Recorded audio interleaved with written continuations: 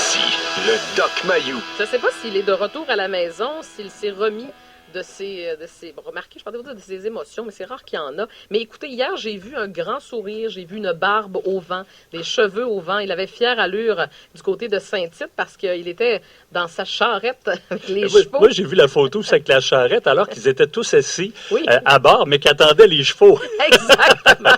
Docteur Mayou, bon matin. Oui, bon matin, groupe. Bon matin. Est-ce que vous, Catherine, Raphaël, Bonjour, Sergei. Bonjour. Je pensais que vous alliez chanter une chanson western. Je m'attendais. Vous êtes tout calme ce matin. Est-ce que vous êtes remis de vos émotions? Est-ce que c'était une belle journée hier à Saint-Tite? Ouais, une journée exceptionnelle. Oui. Où on est allé à la rencontre de nos auditeurs. Et j'aime ça. Oui, je vous ai vu d'ailleurs faire votre entrée dans le stade. Vous envoyez des babayes à peu près à tout le monde. T'as vu ça? Ben, j'ai vu ça, certain. Où t'as vu ça? J'ai des informateurs qui m'envoient des vidéos, Docteur Mayou. Oh, oui, la réaction, la réaction du public dans le stade m'a touché. Oui, hein? C'est difficile de rester de glace devant une réaction aussi généralisée et intense. Oui, j'ai vu ça. J'ai fait le saut. J'ai été surpris. Ah oui? Oui. Mais non, arrêtez de vous surprendre. Je me rends compte à quel point, je le dis souvent, vous êtes la vedette de cette antenne. Et même ceux qui vous critiquent, Docteur Mayou, vous écoutent. Alors, vous devriez vous réjouir de ça. Alors, non, vous aviez fière allure hier. J'ai vu ça. Ah oui? Oui. Avec Josée, entre autres, avec votre co-animatrice, vous avez bien pris soin d'elle hier? Oh oui. Bon. Ben, j'étais assis avec le conducteur, alors c'était plutôt Jonathan qui prenait soin de notre groupe. OK. Jonathan a fait un travail avec la musique. D'abord, il a installé de la musique. Oui. Et son installation a été un succès. Bon. C'est génial. Avec une belle sélection de musique country. Ben oui. On l'entendait à l'avant de la voiture. Et oui, c'était très agréable. C'était animant. Et je crois qu'en direct, il permettait aux spectateurs, aux auditeurs de notre station sœur FM, Rythme FM, d'entendre ce qui se passait dans le défilé.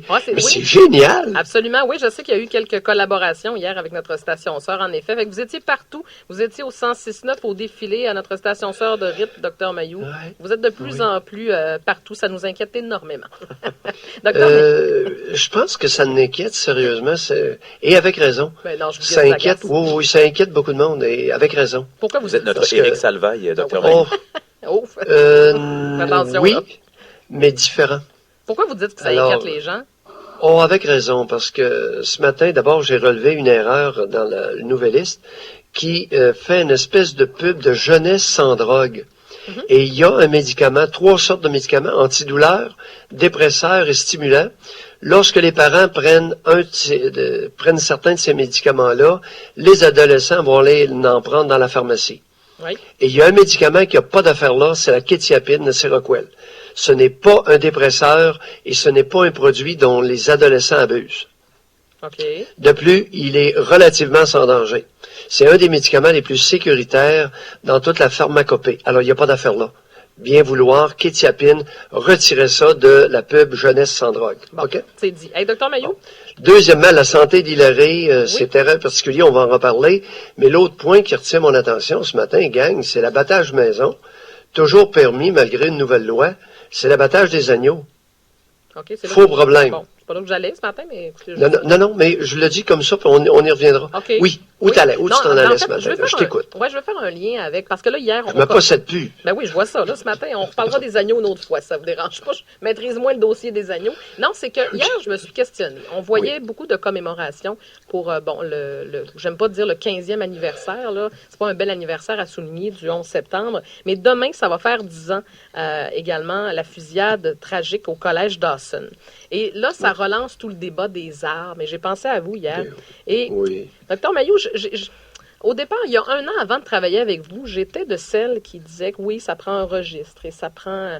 il faut faire quelque chose. Il y a trop d'armes en circulation, notamment aux États-Unis. Et hier, je regardais les choses et je me suis dit, est-ce que si on avait investi le même montant concernant nos malades mentaux. Je n'aime pas utiliser cette expression-là, mais Oh, est-ce qu'on malade psychiatrique. nos malades Malade psychiatrique. psychiatriques, Oui. est-ce qu'on aurait moins de tragédies comme celle-là? Est-ce qu'on aurait moins de fusillades? Parce qu'on ne fait pas grand-chose. Et je me suis posé la question suivante. Est-ce que ça ferait une différence si tout l'argent qu'on investit contre les armes, si on le mettait pour les malades psychiatriques, est-ce qu'on verrait une différence, Dr. Mailloux? Oui, l'accessibilité et la qualité des soins. Alors, lorsque quelqu'un est malade, la plupart des familles, le patient et la plupart des familles sont dépourvus, ne savent pas où aller. Alors, où se diriger, ça c'est capital. Mm-hmm. Et généralement, c'est dans les urgences des hôpitaux qui ont avantage à être prêts à recueillir ces personnes-là. Et l'autre point, c'est la qualité des soins. Alors, l'accessibilité et la qualité des personnes, par exemple, qui développent des psychoses ou qui deviennent là très inquiétants dans leur comportement. Effectivement, on a gaspillé dans le fameux registre des armes à feu fédérales, on a flambé au-delà 1,4 milliard d'éclairés. Oui. Cet argent-là aurait pu être utilisé là de façon à maximiser les ressources, à améliorer les ressources. Oui, je suis tout à fait d'accord avec toi. C'est un faux débat. Alors, un autre faux débat, ça n'a pas de bon sens. C'est une perte de temps. Ça n'a rien à voir. De prétendre qu'en diminuant la circulation des armes à feu, il va y avoir moins de femmes abattues par les conjoints au Québec. C'est une joke. Tu sais? Ouais. Tout le monde sait très bien que lorsqu'un homme, par exemple, veut massacrer une femme, il n'a qu'à la prendre à la gorge. C'est pas beaucoup plus compliqué que ça. Et maintenant, il y a eu plusieurs cas là, d'arrosage à l'acide pour lui laisser savoir que monsieur n'est pas content. Alors, il y a toutes sortes de moyens comme ça. Les armes à feu, rien à voir avec la violence intrafamiliale. Mais justement, parlons-en des ressources, Dr. Mailloux, parce que demain matin, là, j'ai une problématique. Il y a quelqu'un, un de mes proches, qui a, je constate qu'il y a de graves problèmes psychologiques ou psychiatriques. C'est quoi mes ressources? Je fais quoi demain matin? J'appelle où? Je m'en vais où? Je m'en vais directement à l'urgence? On n'en parle pas souvent de ça, mais c'est quoi les ressources disponibles? Bon, c'est l'urgence. Il n'y en a pas d'autre. Il n'y en a pas d'autres? L'urgence des hôpitaux. L'urgence des hôpitaux, maintenant, beaucoup d'urgences n'ont pas d'équipe, ne sont pas prêts à accueillir rapidement. Tu peux pas faire attendre 10 heures quelqu'un qui est en psychose. Il va devoir être pris en charge en dedans d'une demi-heure, 3/4 d'heure. Sinon, la pagaille va prendre. Mais donc, on n'a pas les ressources. Il manque de personnel ou on n'a pas le personnel adéquat pour ça? Non, certains hôpitaux l'ont. Ils ont des équipes d'intervention rapide. Mm-hmm. Certains. Maintenant, c'est laissé un peu à la bonne volonté de chaque institution. Alors que on aurait avantage à avoir des ressources efficaces. L'autre point, c'est les cliniques externes. Mm-hmm. La facilité, moi-même, j'ai essayé. Écoute, quand un psychiatre essaie de contacter une clinique externe de psychiatrie et que ça lui prend 1h30, là, il y a un problème. Alors, les systèmes de répondage, tu sais, pitonner là, il y a certains endroits, c'est une vraie farce. OK, vous êtes psychiatre, puis il y a des fois que ça vous a pris 1h30 avant de parler à quelqu'un? Oui. OK, fait qu'imaginez le patient moyen. Non, ça marche pas. Alors, la disponibilité des psychiatres de garde, tu sais, c'est un petit ensemble, très petit, mais on met peu d'accent. Certains endroits le font bien. Mm-hmm. Ils ont des équipes d'intervention rapide en santé mentale avec le psychiatre, travailleuse sociale,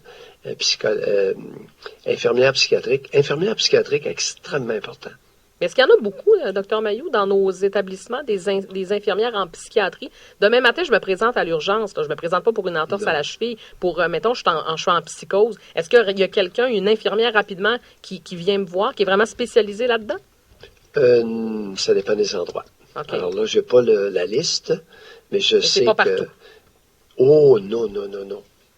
Okay. Il y a des psychiatres aussi qui se spécialisent dans les interventions d'urgence. Savoir quoi faire, comment le faire bien, rapidement, avec une petite équipe bien rodée et des canaux bien identifiés. Oui, parce que façon d'acheminer le patient. Puis, parce qu'il y a une différence entre accueillir quelqu'un qui est là en psychose, que tu dois réagir rapidement, et le voir 2 jours après alors qu'il est médicamenté et beaucoup mieux. C'est très différent. C'est pas tous les psychiatres qui sont en mesure de faire face à ça, Dr. Mailloux? Non. Sur les 1200 psychiatres, je ne crois pas qu'il y ait beaucoup plus que 300 qui soient efficaces dans des interventions auprès de patients psychotiques. Oh, OK. C'est un peu inquiétant. Docteur Ouais. Mailloux, avez-vous entendu l'étude de Raphaël ce matin concernant les... Oui, oui. Rappelle-nous, Oui. Raphaël, les grandes lignes. Oui, ben, c'était de montrer le bon exemple à ses enfants. On disait que les enfants n'étaient pas assez empathiques, donc qu'on avait tendance à voir là, que la justice et l'empathie, c'était pas des choses qu'on retrouvait dans les enfants de la nouvelle génération, et que parmi les 10 000 jeunes interrogés, on a affirmé que les parents sont fiers d'eux pour leurs bonnes notes, mais pas parce qu'ils sont pas parce qu'ils ont un intérêt pour autrui, donc plus pour leurs bonnes notes que pour leur empathie envers les autres. Vous en pensez quoi?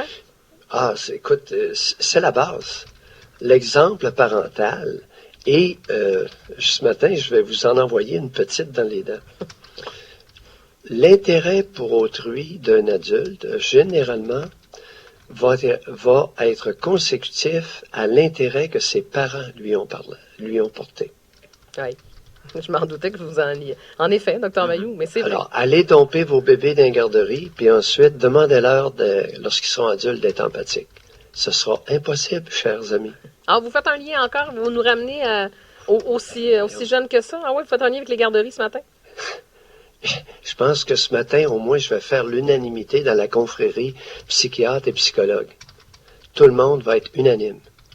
Si vous ne vous intéressez pas à votre enfant en bas âge, si vous ne vous intéressez pas suffisamment à votre enfant, il va grandir et il va avoir beaucoup de difficultés à s'intéresser à autrui. Alors, le constat que vous faites, docteur Mailloux, c'est que la jeune génération, elle est moins empathique que les générations comme que les baby boomers. Vous le constatez, ça?